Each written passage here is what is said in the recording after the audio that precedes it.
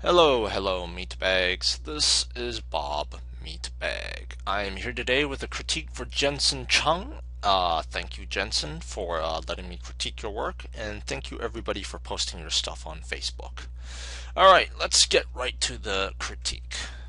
So, for this piece, we have a boy sitting on what I'm assuming is a cart of hay, looking up at the night sky and the aurora borealis. And I gotta say, I really like I like what you're doing with this piece because it's something it's got something that's kind of rare, I think, in which that it's calm, it's quiet, and it's very intimate in what you're trying to say with the story. I really like the perspective, how the camera is down looking up into the sky and we can see the bottom of the character's shoes and everything, and it feels very intimate, and that camera angle really emphasizes the night sky. It has this feeling of wonder, looking up at the universe and everything. So I really like your idea. I really like what you're doing with this. So keep going because you're going somewhere with this. And then when you get the skills for it, then you'll be able to do some really great stuff with this kind of idea. Alright, let's go to my version of the composition for the critique. And one of the first things that I noticed for the image that you did was that I wasn't exactly sure what the character was sitting on. I'm guessing it was a cart of hay, but I wasn't really sure. So then for the first version that I did, I wanted it to be more clear. I wanted to get a sense of what it is. So I zoomed the camera out, and I made it more symmetrical just to try it out. I'm not really sure if it's better or worse, but I zoomed it out just so I could get an idea more of what he's sitting on. And making it more symmetrical, I just wanted to try out something that's more iconic. And when you have a symmetrical composition, it tends to look more iconic and powerful. And because it's the night sky, which is basically the universe, I thought, okay, let's try that out with this composition.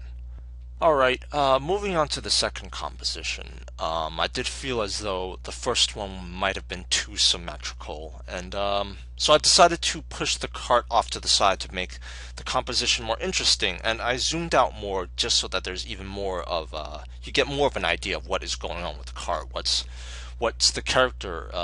What's what the character is around, and there is a certain feeling with this composition. It does have something, but I feel as though it loses the intimacy that you had when the camera was much closer. So I did a third composition. And with this one, I do feel as though the intimacy is regained. With the second one, it's the camera is more far back. You can tell what's going on, but it loses that sense of you're with the character.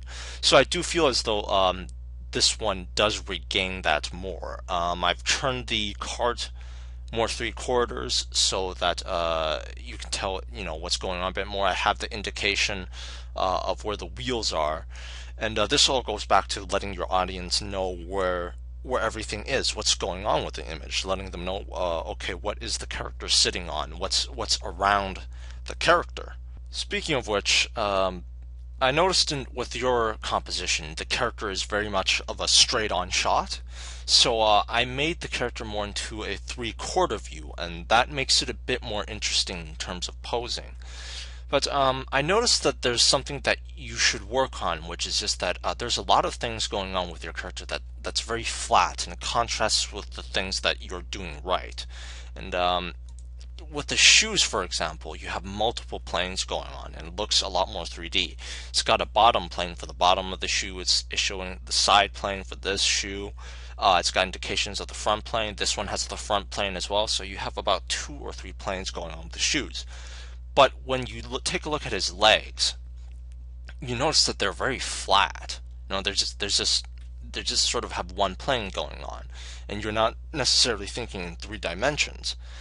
I'd say it needs work on the arms as well. The face, it's got the bottom plane going on here. You have the front plane, but it still looks flat. So I'd say, work a bit more on that as well.